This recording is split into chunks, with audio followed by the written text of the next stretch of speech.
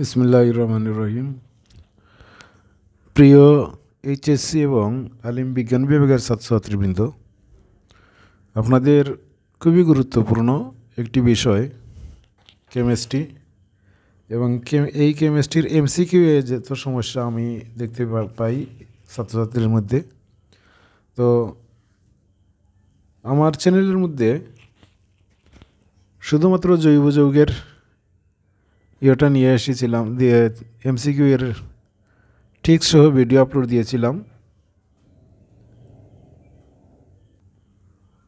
আজ আমি আপনাদের সামনে রসায়ন প্রথম পত্র অধ্যায় 2, যে অধ্যায়টার নাম হচ্ছে গুণগত রসায়ন, এই অধ্যায়ের এমসিকিউ আপনাদের সামনে উপস্থাপন করব। হয়তো 5টা টাইপের মাধ্যমে টোটাল অধ্যায়ের এমসিকিউ কভার করা সম্ভব হবে ইনশাল্লাহ। তো আজকের ভিডিওতে টাইপ 1-এ যে এমসিকিউগুলো আমি নিয়ে এসেছি সেগুলো আপনাদের সামনে উপস্থাপন করব।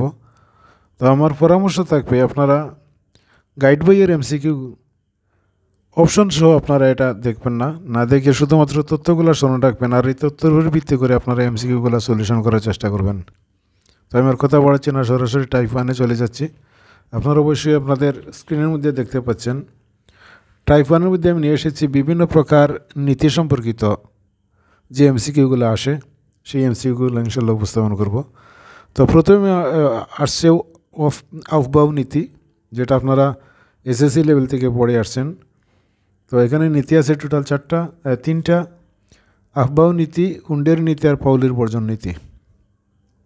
এই 3টা নীতি থেকে আপনাকে এমসিকিউ আনসার করার জন্য যে তথ্যগুলো জানতে হবে সেগুলো হচ্ছে, প্রথমে আফবাউ নীতি অনুসারে অরবিটালে শক্তির নিম্ন হতে উচ্চক্রম অনুসারে প্রবেশ করে। মানে আফবাউ নীতিটা হচ্ছে অরবিটালে শক্তির নিম্ন হতে উচ্চ ক্রম অনুসারে প্রবেশ করে, আর অরবিটালের শক্তিটা প্রকাশ করা হয় n+l দ্বারা। n+l আপনারা জানেন হচ্ছে প্রধান কোয়ান্টাম সংখ্যা, আর l হচ্ছে সহকারী কোয়ান্টাম সংখ্যা, আর এর মান দ্বারা নির্ধারিত হয় অরবিটালের শক্তি। এবং উপস্তরের অরবিটাল সংখ্যা 2n+l দ্বারা নির্ধারণ হয়। ns অরবিটালের নোড হচ্ছে n-1 সংখ্যক। এ নীতি অনুসারে পরমাণুর ইলেকট্রনগুলো অরবিটালে বিন্যস্ত থাকে। কপার এবং ক্রোমিয়াম এর ইলেকট্রন বিন্যাস এ নীতি মানে না। এ নীতির শক্তির ক্রম হলো 4s থেকে 3d বড় থাকবে, আর 3d থেকে 4p বড় থাকবে। এই ছিল আফবাউ নীতি। শুধুমাত্র এই তথ্যগুলো আপনি জানবেন, জানার পরে আপনি বিগত বোর্ডের যত এমসিকিউ আছে সেগুলো ইনশাল্লাহ আপনি অনায়াসে আনসার করতে পারবেন। 2 নম্বরে আসছি আমরা হুন্ডের নীতি। হুন্ডের নীতি হচ্ছে পরমাণুর সমশক্তি সম্পূর্ণ অরবিটালে অযুগ্ম ইলেকট্রন সমূহের স্পিন একমুখী হবে। এখানে লেখা আছে, আপনারা দেখতে পাচ্ছেন, হুন্ডের নীতি অনুসারে পরমাণুর সমশক্তি সম্পূর্ণ অরবিটালে অযুগ্ম ইলেকট্রন সমূহের স্পিন একমুখী হবে। এই ছিল হুন্ডের নীতি। আর পাউলির বর্জন নীতি বা পলির অনেক বইয়ের মধ্যে লেখা আছে পলির বর্জন নীতি। এই নীতি অনুসারে এস উপকক্ষের সর্বমোট ইলেকট্রন ধারণ ক্ষমতা 2টি। লাস্ট তথ্যটি হচ্ছে 4 নম্বর তথ্যটি হচ্ছে, একটি পরমাণুতে 2টি ইলেকট্রনের সর্বোচ্চ 3টি কোয়ান্টাম সংখ্যার মান একই হতে পারে, কিন্তু 4টার মান একই হতে পারবে না।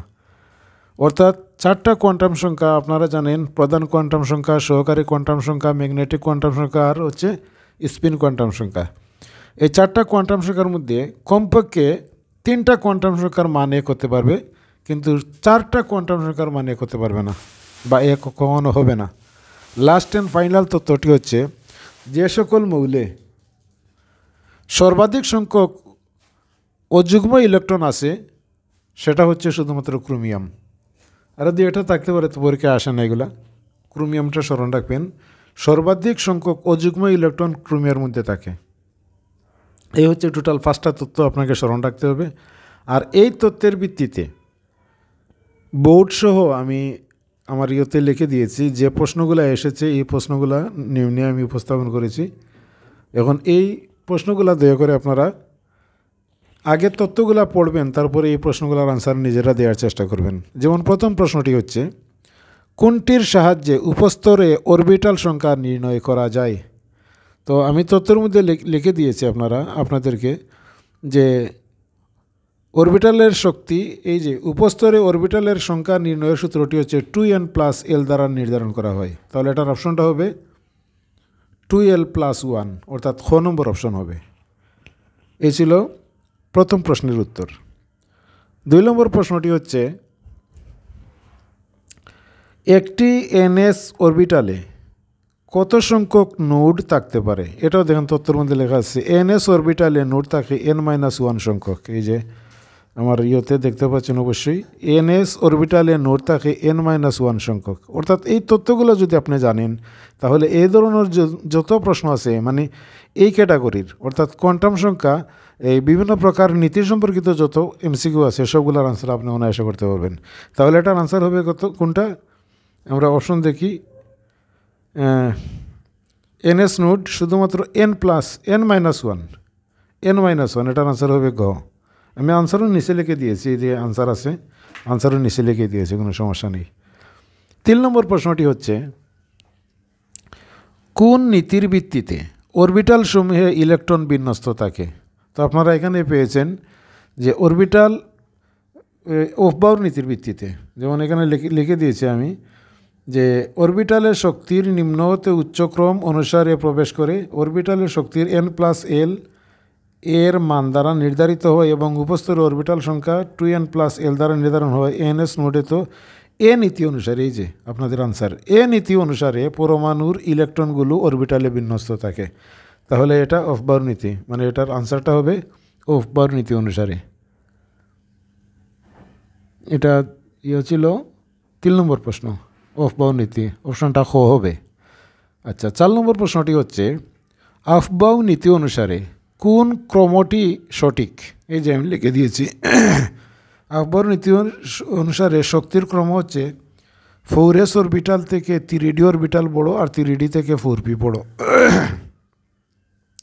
তো আপনারা অপশনে দেখতে পাচ্ছেন আশা করি, অপশনটা হচ্ছে 4s থেকে 3d বড়, 3d থেকে 4p, মানে এটার অপশনটা, এটার আনসার হবে ক, যে 4 নম্বরের আনসার ক। এরপরে 5 নম্বর অঙ্ক ইয়েটা হচ্ছে, এমসিকিউটা হচ্ছে, কোনো মৌলের ইলেকট্রন বিন্যাসে অফবাউর নীতির ব্যতিক্রম দেখায় শুধুমাত্র কপার এবং ক্রোমিয়ামে। এটাও লিখে দিয়েছি আমি, কপার এবং ক্রোমিয়ামে ইলেকট্রন বিন্যাসের ব্যতিক্রম দেখায় অফবাউর নীতি অনুসারে। তাহলে আমরা দেখি অপশনে কি আছে, কপার আছে, এই যে কপার পেয়ে গেছি আমরা, কপার এবং ক্রোমিয়াম। কিন্তু এখানে অপশনে শুধুমাত্র কপার আছে, ক্রোমিয়াম দেওয়া হয় নাই। কোবাল্ট আছে, ম্যাঙ্গানিজ আছে, তারপরে আয়রন আছে। আনসারটা হবে কপার। তো আশা করি আপনারা এগুলা নিজেরাই পারবেন। তো টাইপ 2 ইনশাল্লাহ আপনাদের সামনে উপস্থাপন করব এরপরের ভিডিওতে। সাথে থাকবেন এ প্রত্যাশা রেখে আজকের মতো এখানে শেষ করছি। আল্লাহ হাফিজ, আসসালামু আলাইকুম।